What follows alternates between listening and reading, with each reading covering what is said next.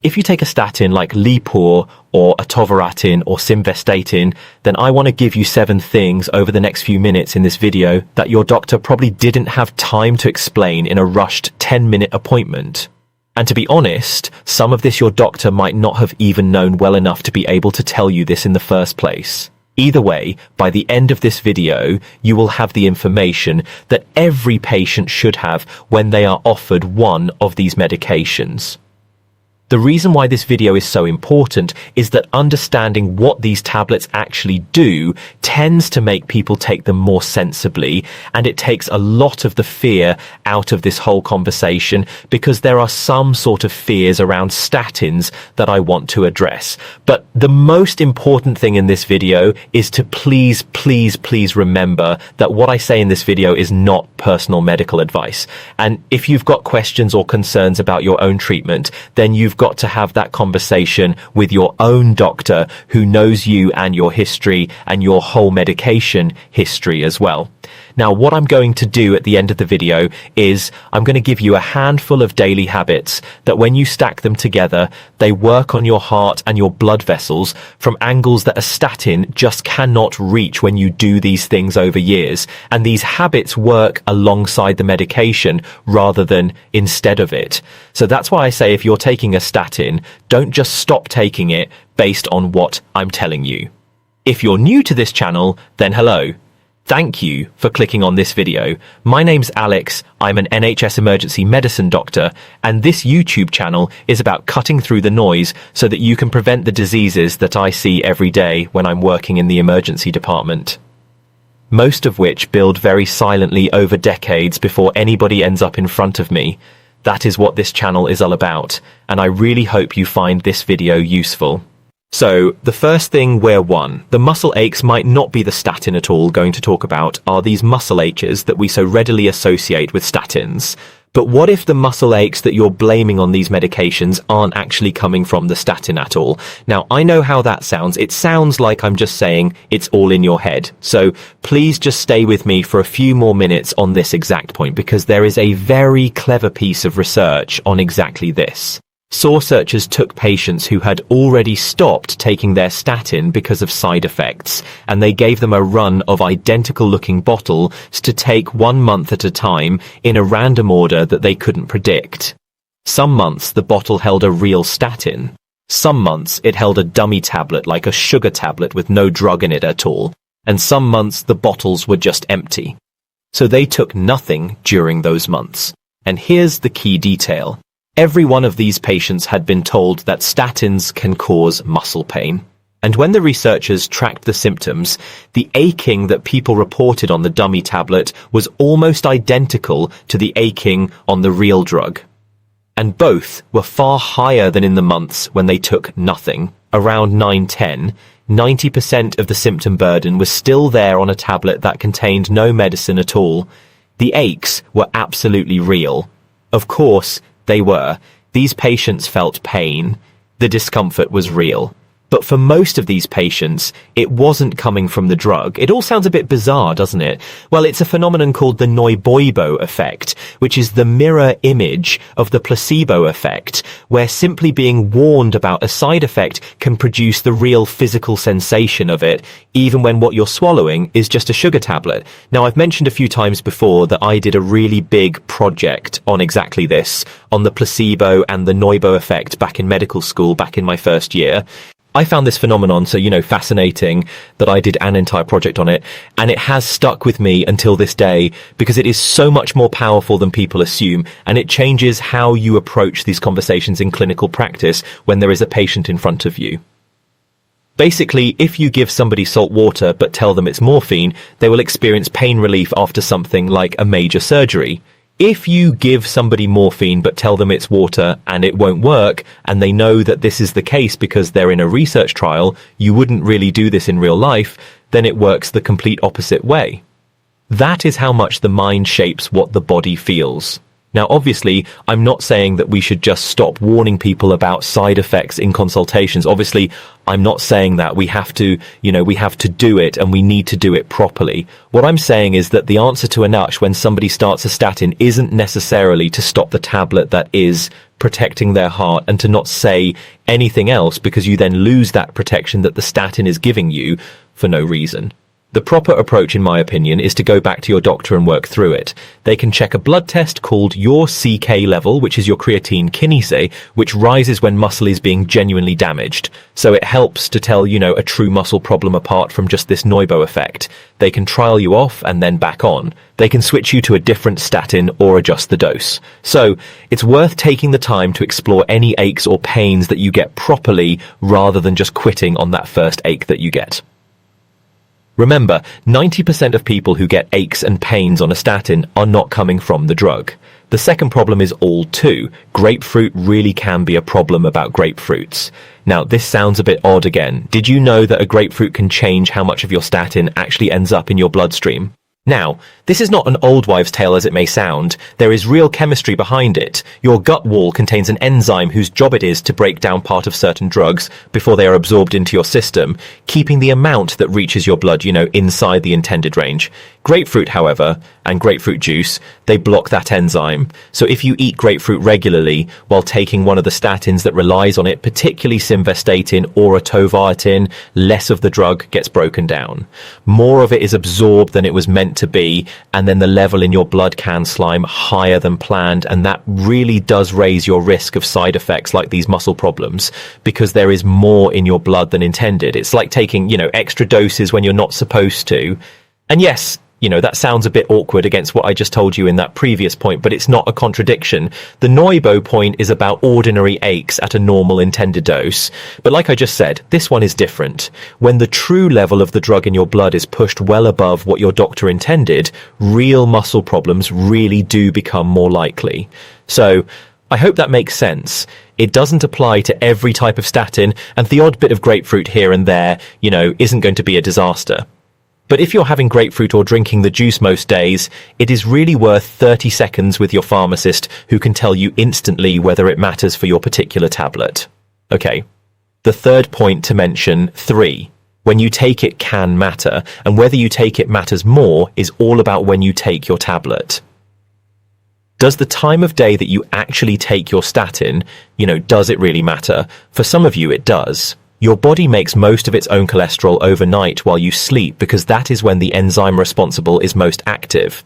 Now, the older and shorter acting statins like simvastatin, they only hang around in your bloodstream for a few hours, so they do their best work taken in the evening so they can work overnight. They are timed to catch that overnight surge. But the newer and longer acting ones like ativvastatin and ruxolitinib, they stay in your body for well over a day. So they are working around the clock, whatever time you take them, which means you can take them really whenever you actually remember. And for most people, that is first thing in the morning.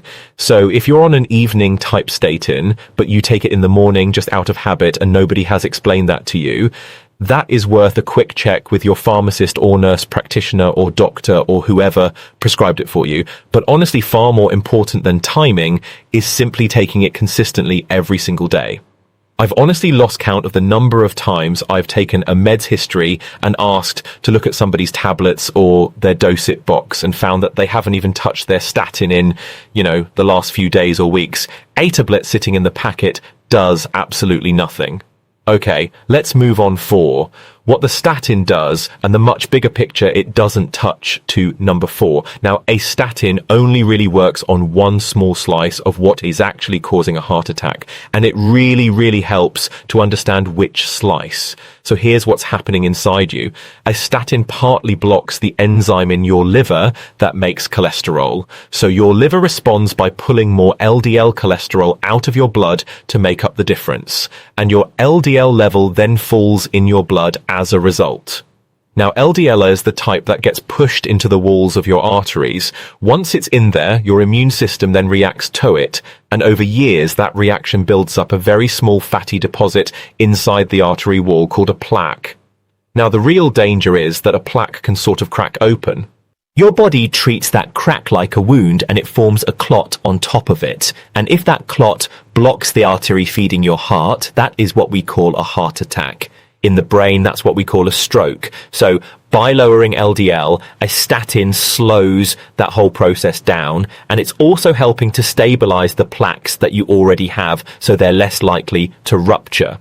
Now, in people who really need them, especially anybody who's already had a heart attack or a stroke, this is one of the most repeatedly tested and consistent findings in all of cardiology, in all of medicine, trial after trial, pointing all in the same direction. But here's the part that I really want you to understand. LDL is only one slice of the pie. It isn't everything. A heart attack has many contributors like your blood pressure, your blood sugar, your weight, your fitness, the muscle on your skeleton, and the low-grade inflammation that a poor diet and a sitting all-day life, all of these things drive. So the statin works very powerfully on the LDL slice and does nothing at all for any of the others, which is exactly why the habits that I'm about to give you at the end of this video matter so much, because they work on every other slice of that pie at the same time. I hope all of that makes 5. The one real trade-off, your blood sugar sense. Okay, number 5 is all about your blood sugar. There is a side effect of statins that really is real and that a lot of you keep asking me about in the comments, and it's worth understanding you know this particular side effect properly, and that is a very small rise in the risk of type 2 diabetes for people who take statins over many years. So let me take this head on. Statins, they can slightly nudge up your blood sugar. The likely mechanism here is that they make your muscle and your other tissues a little less sensitive to insulin, and then they affect how insulin is released, which pushes your glucose up by a small amount. Across the really big trials, that works out as a real but modest increase in new diagnoses of type 2 diabetes on the order of, very roughly 1 extra case for every 100 to 200 people treated over about 5 years on a standard dose, and a buy higher on the high intensity doses, which you'll get if you've already had a heart attack. But here is the really important nuance though. That effect is concentrated almost entirely in people who were already sitting close to the, diabetic threshold, people whose blood sugar was already creeping up. One way that the researchers in these studies tend to put it is that about 1 in 5 of these new diabetes cases on statins, are actually tipped over the line by the drug rather than the drug conjuring diabetes out of nowhere. For most people at, a meaningful heart risk, the protection massively outweighs that small rise. And the answer isn't to avoid the tablet, it is to know your numbers. It's to keep an eye on your blood sugar, know what your HbA1c is, and to work on the lifestyle side that pushes it back down. Remember, the lifestyle habits that reduce your cholesterol also reduce your blood sugar. Everything works together, but it's a genuine trade-off. We can't deny that. And it deserves an honest conversation with whoever prescribes it. And they should absolutely be monitoring your HbA1c when you first start a statin. Okay, number 6 is all about 6, the number that changes everything. Relative risk versus absolute risk, relative risk versus absolute risk. And this is a point that you guys bring up quite often. So when you hear that a statin cuts your risk by 30%, that number is doing something quite sneaky. And once you see it, you will read every health headline quite differently. This causes, I would say, more confusion about statins than almost anything else. And it's the thing that you ask me to clear up most often. So there are 2 ways, basically, to describe the same benefit. Relative risk reduction is the proportional fall in your risk. Absolute risk reduction is the actual difference it makes to you over a set period. And here's the example that should hopefully make this click for you. Just picture in your head 100 people in a big group at moderate risk of a heart attack. Over some years, 4 of those people have a heart attack. If you give a similar 100 people a statin, then 3 of those 100 have a heart attack. So going from 4 to 3 is a 25% relative reduction, which sounds pretty impressive. But the absolute reduction is 1 person in a 100, so both numbers are true. They're just describing different things. And the whole point is this: the absolute benefit depends almost entirely on how high your risk was to begin with. So take that same 25% and apply it to a high-risk group, where 20 in 100 would have had a heart attack, and now you've prevented 5, not 1. It's the same relative figure, but it's 5 times the real-world benefit. And there is a plain English version of this that I think every patient should be handed. It's called the number needed to treat, N and T, which is just how many people have to take the tablet for years to prevent one event, like one heart attack or one stroke. For somebody who's already had a heart attack or a stroke, that number is pretty low. Roughly one event prevented for every 10 to 20 people treated over 5 years, which is a really strong and worthwhile benefit. For somebody at low background risk being offered a statin mainly on the basis of a single cholesterol reading, that number climbs a long way. You might treat, 50 or 100, sometimes a few hundred people for 5 years to prevent just one event. Now, neither picture makes the drug useless and neither makes it miraculous. It just means the benefit scales with your risk, which is exactly why your doctor who knows you should be calculating your personal risk before prescribing this, rather than just reacting to one number in isolation. And the thing is, relative figures are theones that tend to get quoted on packaging, in guidelines and in headlines, because 30% is a better story than 1%. Obviously, we all know why they use particular numbers, so it's only fair that you've been shown both numbers and told which one applies to somebody with your level of risk. And if you want to move past arguing over a single cholesterol number and actually find out where your risk sits, there are sharper tools than just a standard LDL. ApoB is a blood test that counts the actual number of harmful particles driving this process, and it often tracks your risk more accurately than just a standard LDL blood test. And I've actually done a separate deep dive on this video if you want to check this out. Now, a coronary artery calcium score, or CACE, is basically just a quick CT scan. This can show you whether you already have plaque building up in your heart's arteries or not. A score of 0 is very reassuring, while a high score tells you the process is already underway and changes the whole conversation about whether a statin is worth it for you. There's a bit more to it for these coronary artery calcium scores, a bit more than what I've just said. So that's something to discuss with your doctor. If this is something you're interested in, or I may do a separate video on this altogether, just let me know in the comments if you think you'd find this useful. And then 7. The daily habits that work alongside it, finally. Number 7 on the list today is this group of daily habits. The daily habits that work on all the slices of the pie that a statin cannot touch. And there is a huge amount of evidence behind every single one of these, so please do check out the research links in the description below. Right, then I've covered all of these in other videos in the past, so I'm going to go through them quite quickly at the end of this particular video, then you can, read about them in a bit more detail in your own leisure. The first stone is to walk after your meals, even just 10 minutes of walking. So your leg muscles pull sugar straight out of your blood and your insulin stays low. The next one is to lift something heavy a couple of times a week, because that muscle that you build, it acts as a glucose buffer for the rest of your life.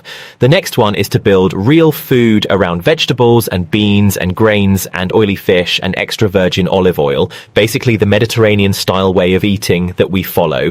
And I really do mean it here when I say the evidence is really, really strong, because in one major randomized trial, that way of eating cut really serious cardiovascular events by about a third, which is the kind of effect size that really, really gets us excited about drugs. But we got this from a diet. The next one is to protect your sleep, because even just a short run of bad nights pushes your blood pressure up and your stress hormones up as well. The next one is to cut liquid sugar and anything ultra-recessed that drives this entire metabolic mess in the first place. And then honestly, don't underestimate this last one. The next stone is to keep your close relationships alive and your stress in check, as much as you can anyway, because loneliness and chronic stress, they really do raise your risk of a heart attack in a way that a lot of people really never take seriously. None of this is a hunch. It is some of the best replicated data in the whole of preventative medicine. And again, please check out the links below if you want to read more about that. So closing, do these habits beat the statin? When you do them together, the honest answer is that it depends entirely on who you are and where you're coming from. If you're at low risk and you've never had any heart trouble, that whole package of habits can do more than the tablet, because it works on everything at once, and it's something that you can do for the next 50 years and sustain quite easily. But if you've already had a heart attack or you get angina or your risk is quite high based on certain scores that your doctor does for you, then the drug and the habits area team, and you want both of them because in that situation, the tablet is doing something that the habits cannot do fast enough. It's the speed that we're talking about here. And look, I'll just be straight with you at the end about what I would do myself if I was offered a statin, because something had already happened, like an episode of angina, or because I had, a TIA, a mini stroke, or because I had type 2 diabetes pushing my heart attack risk up, and I was over the age of 50 or 60, based on other things as well, I would take that statin and I would do every one of those lifestyle habits alongside it. That is my own advice. That is not personal medical advice. But the reason I say that is because statins are on the whole very safe medications. As long as my blood tests and my monitoring were fine, yeah, I would carry on knowing that the statin and the habits together protect me from more directions than either can on its own. The two of them together are bigger than the sum of their parts. So please don't stop your statin because of this video. Build the foundations around that statin so it isn't fighting the battle alone, and have an honest and open conversation with your own doctor about exactly where you sit. If you can get an appointment, I know that's a completely separate issue. Now, if you've been offered a statin and you're not sure, then ask what your 10-year risk score is. That is something that we can calculate quite easy. Ask what the absolute benefit looks like for somebody with your profile, and ask what lifestyle changes would move the needle alongside it for you. That is the conversation that will actually help you to decide. Now, please do drop any questions that you have, below this video, which will help me to shape future videos on this topic. I cannot reply to everybody. I really wish I could, but I get hundreds and hundreds and hundreds a day. I think over 1,000 a day now on average. But put any questions that you have below, and while you're at it, why not give it a like and a hype and subscribe to the channel as well? All of which are completely free. I really, really hope that video was useful for you. And if you've got any suggestions for future videos, anything else you'd like me to focus on, then again, just pop that below. Thank you so much, and I'll see you next time.